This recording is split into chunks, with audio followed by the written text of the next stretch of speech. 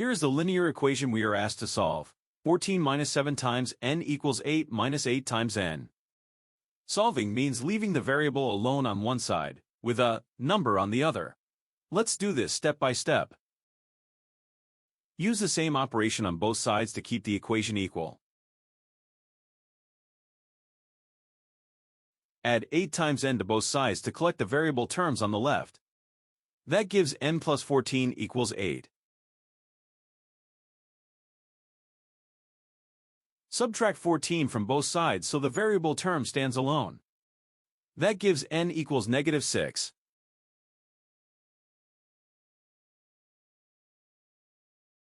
Quick check. Substitute negative 6 for n. Both sides equal 56, so the equation balances. So, n equals negative 6.